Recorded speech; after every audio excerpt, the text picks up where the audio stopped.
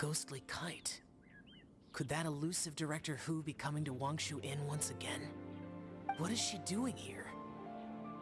I suppose it matters not.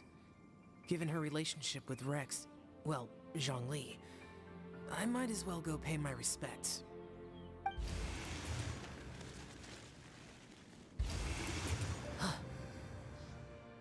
It's you. I thought you were Director Who. Ah, your arrival is most fortuitous. Do you want to try out this new gadget? The addition of the power source makes the takeoff more stable. It's just that... He seems quite immersed in the study of this device. I fear it's almost too stable. It completely negates the pleasure of seeing one's kite sway with the wind. It's a bit of a shame. In truth, I'm here because Director Who dispatched me to purchase some items in preparation for Lantern Rite. I see. Much like she does every year. Much like she'll do next year, I would imagine.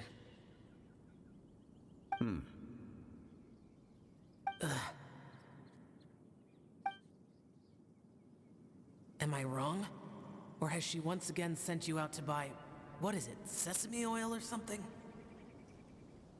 While we're on the subject, I do wonder why she is so obsessed with using sesame oil in the preparation of mixed vegetable dishes for Lantern Rite. A recommendation from Xiangling, perhaps. What do you think, Xiao? I've only met Director Who a few times. I'm hardly the best person to ask. Ah, and is that not a sign that you should visit Wangsheng Funeral Parlor more often? It wouldn't hurt to grace the parlor with your presence now and again, when you are otherwise unoccupied. This one here is a traditional kite, one without any equipped mechanical device.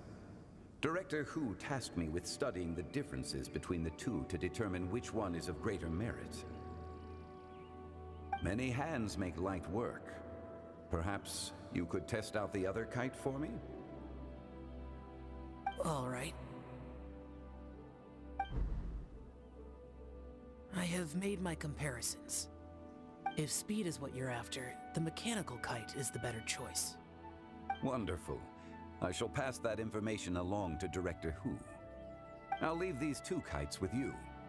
Perhaps you can find a few friends with which to partake in the activity. You might find it to be an enjoyable use of your time. Oh, wait.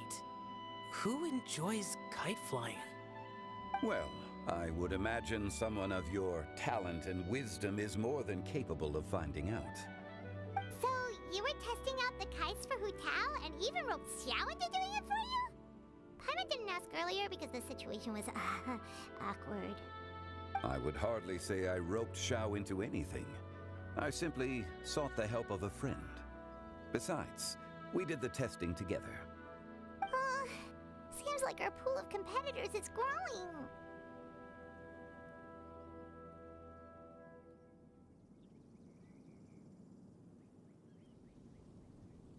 Do you like kite flying, Xiao? I suppose I neither like nor dislike it.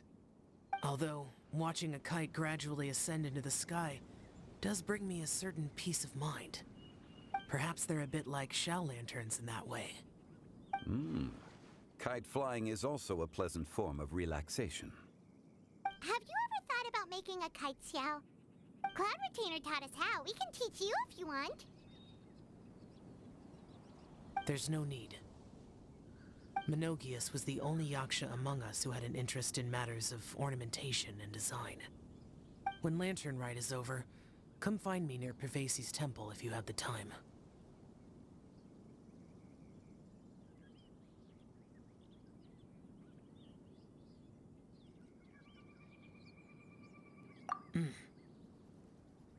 It's getting late. I should go inform Director Who of our findings. How's she been, by the way? Be sure to say hi to her for us. The last time I spoke to her, she mentioned that she would be visiting Chaoying Village in a few days. If you have the time, perhaps you could also make the trip. If you happen to run into her, you can pass along your regards in person. We'll keep that in mind. Take care, Xiangli. See you later. See you next time.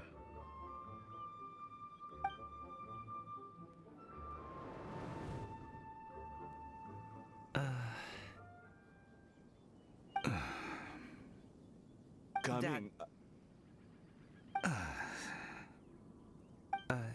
You can go first. I don't have anything to say. Then I'll go. I still don't want to leave Liyue Harbor. Oh. I can't say I support that decision, but... Hey, let me finish before you get all worked up.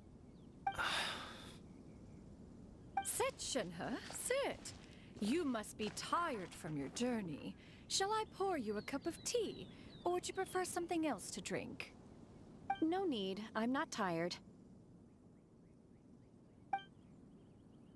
They're gone, Master. Perfect. The time is nigh for us to make an appearance. Do you remember the plan when recounted to you? Yes, Master. We aim to give them a demonstration of familial love. So I'll have whatever you are having. All right. What are Auntie Xianyun and Shenhe doing here? Just how many people are involved in this scheme? I suppose all I can do is just take a seat and see what happens. Perfect. I just so happen to have bought some Sunglow tea recently. It's quite the delectable variety. Or it would be if one has not been forced to drink it every day in the hopes of whittling down one's considerable stash. One has more than had one's fill already. Oh, forget it. Such thoughts detract from the present need to keep up the conversation. Has work been busy during the holiday season? Do you need my help with anything? Drunk guests can sometimes cause trouble, but I deal with them as you taught me, by pinning their heads against the table. Are Auntie Xianyun and Shenhe serious right now?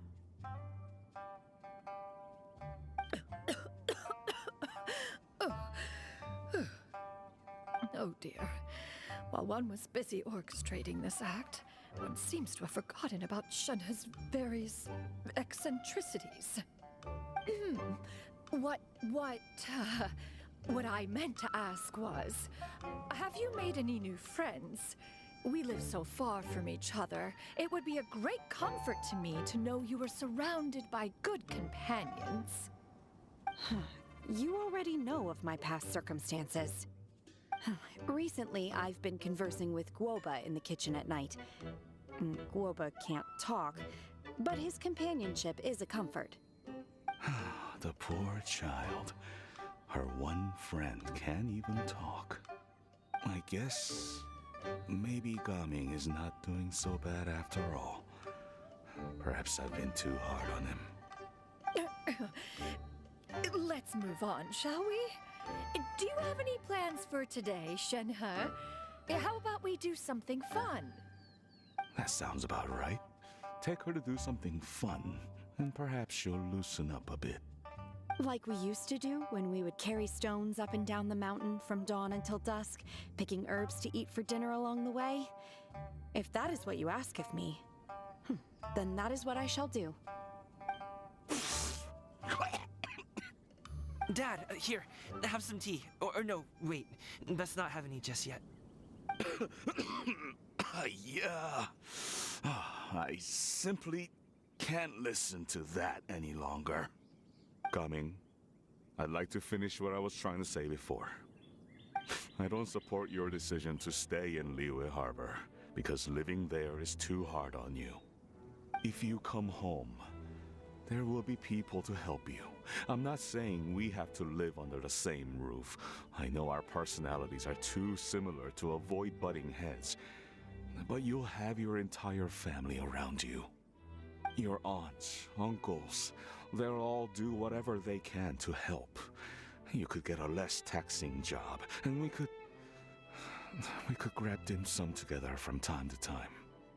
Huh. I didn't know dim sum was such an important affair, Master. Shh. Just think about it, okay? You don't have to decide now. Dad really has changed a lot.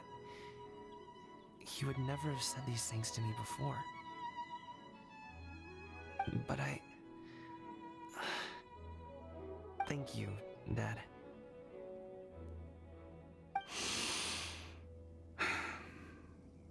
It's been long enough, don't you think?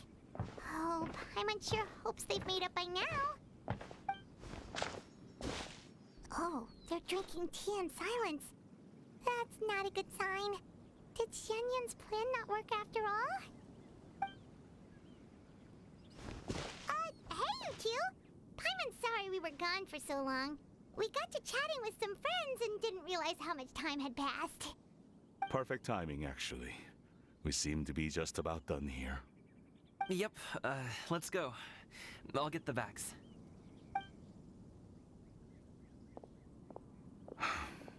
Gaming has grown a lot taller, hasn't he?